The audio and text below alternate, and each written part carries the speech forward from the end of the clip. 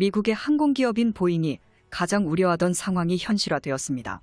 제2차 미국 훈련기 사업에서 우리 대한민국의 FA-50 전투기가 KF-21 전투기의 최첨단 기술력을 적용받고 반격을 위해 칼을 갈고 있었으며 FA-50 전투기의 KF-21 전투기의 A사 레이더와 각종 항전 장비들을 적용한 새로운 후속작 개발을 공식적으로 선언한 것인데요. 이번에 새롭게 개발될 차세대 전투기의 명칭은 TF-50으로 FA-50 공격기와 T-50 훈련기의 기능을 모두 통합시켰다는 엄청난 장점을 지니고 있습니다. 한국산 TF-50 전투기는 T-50처럼 기존 고등 훈련기로 사용하는 게 가능함과 동시에 무기웨폰 하이브리드 형식을 채택한 극한의 훈련 효율성을 추구할 것이라고 밝혔는데요. 이것은 즉슨 이름은 훈련기인데 T-50 훈련기와는 달리 F가 뜻하는 파이터가 이름에 붙었으며 비상상황 발생 시 T를 뜻하는 훈련기에서 F형 공격 전투기로 전환한 후 무기체계를 탑재해 곧바로 실전 투입을 진행한 뒤 화력을 지원하는 전투 수행까지 모두 가능하다고 카이는 설명했습니다. 대한민국이 꿈꾸는 이 모든 계획을 한마디로 정리하자면 이렇습니다. TF-50이란 차세대 훈련 전투기는 기존 훈련기처럼 조종사 훈련이 즉석으로 가능함과 동시에 다른 국가들의 훈련기에는 없는 하드포인트로 인해 무장을 탑재한 전투폭격기 훈련도 굳이 공격형 전투기의 수요 없이 모두 가능하다는 신개념적인 이야기입니다. 또한 한국의 협력자 로키드 마틴은 미국 공군이 보잉의 T-7 훈련기가 생산 라인 관리에 실패해 총 400대의 항공기를 긴급하게 원하고 있다는 걸 알고 있으며 400대의 수요를 위해 한국과 긴밀히 협력. 이에 알맞게 한국은 첨단 디지털 디자인, 간소화된 소프트웨어 계획, 개방형 시스템 아키텍처로 승리를 거두겠다는 계획인데요. 또한 한국산 TF-50 항공기가 조종사 육성과 최전선, 전투기 비행대 사이에 다리 역할을 하기를 원한다고 밝혔습니다. 새로운 형태의 항공기로 임무를 분담하여 차세대 훈련기에 관한 비용을 절감하고 전투 임무를 위해 최전선 항공기를 미국이 확보하게 될 것이라고 언급했습니다. 우리 회사는 보도 자료에서 공군의 훈련기 소요와 해군의 에어크래프트 함재기 소요를 언급하며 TF-50은 보잉보다 훌륭하게 미공군과 미해군의 각각의 고급 전술 훈련 프로그램에 대응하겠다고 선언한 것을 보아 이번 2차 미국 훈련기 사업에서 대한민국이 작정하고 보잉을 짓누르기 위해 계획을 실행에 옮긴 것 같습니다. TF-50은 레이더와 전자전 시스템, 전술 데이터 링크 및 기타 기능을 포함하는 추가 개선 사항이 있는 지금까지 본 적 없던 전투훈련기로 구성되어 미국 항공, 전투사령부 요구 사항을 완벽하게 충족합니다. 라고 한국항공우주산업은 설명했습니다. 미래에 나타날 미국 정부의 모든 새로운 요구 사항은 한국에게 유리하게 흘러갈 것인데요. 1차 훈련기 사업에서 보잉에게 탈락한 한국과 로키드 마틴 컨소시엄은 그 이후로 경제성을 가능하게 하는 동시에 개발, 생산, 업그레이드 및 응답성을 가속화하는 디지털 엔지니어링 및 개방형 아키텍처에서 상당한 발전을 이루는 데 성공했습니다. 강력한 경쟁력을 갖춘 것이죠. 이렇듯 한국항공우주산업과 미국의 로키드 마틴은 KF-21 전투기와 F-35 전투기의 경쟁 관계를 가지고 있지만 훈련기 사업 면에서는 오히려 군사무기 동맹을 맺고 TF-50 전투기를 개발한 뒤 미군 2차 훈련기 교체 사업에 출사표를 공식 발표했습니다.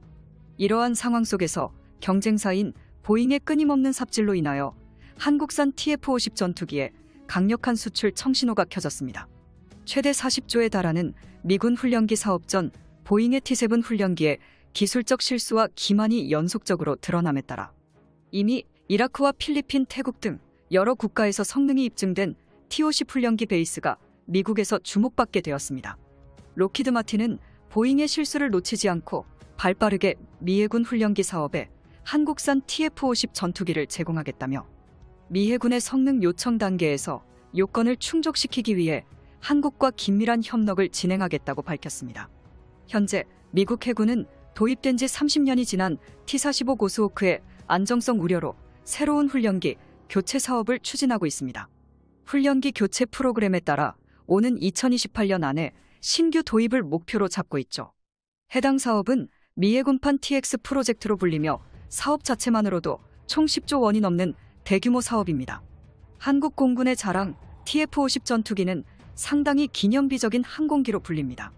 한국에서 최초로 제작된 마하 1.5에 달하는 첫 번째 초음속 훈련기이기 때문인데요. 바로 직전에 만들었던 KT-1의 최대 시속이 650km의 터보 프로펠러 훈련기였다는 점을 고려해보면 한국의 TF-50 전투기 개발이 얼마나 큰 도전과 모험이었는지 한눈에 알 수 있었습니다.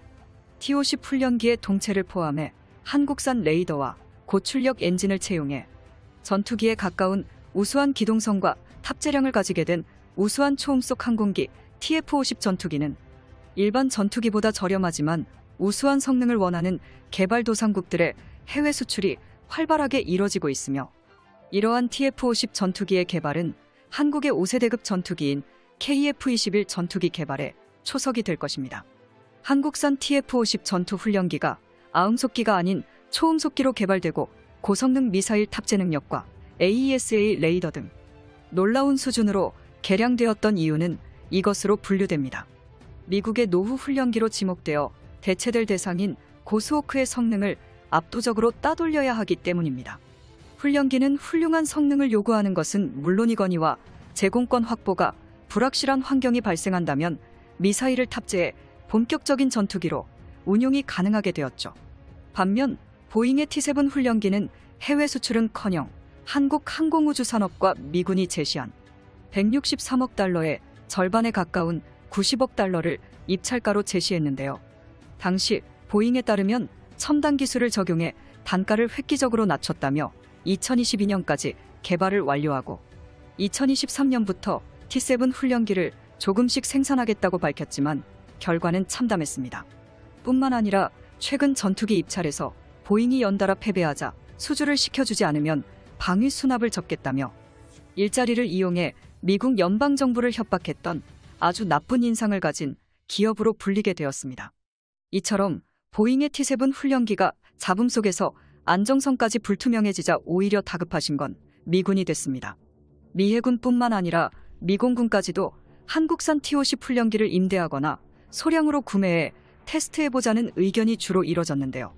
그렇게 된다면 당연히 마지막까지 경쟁하고 최종 후보였던 한국산 T-50 훈련기가 가장 유력해질 수밖에 없습니다.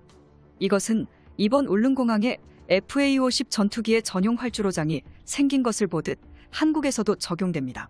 군사력 강대국 한국이 TF-50 전투기와 KF-21 전투기를 같이 운용해 군사적 이점을 달성시킴에 따라 앞으로 우리나라의 T-50 훈련기가 미국 땅에서 이륙하는 날까지 진심으로 응원하며 기대하겠습니다.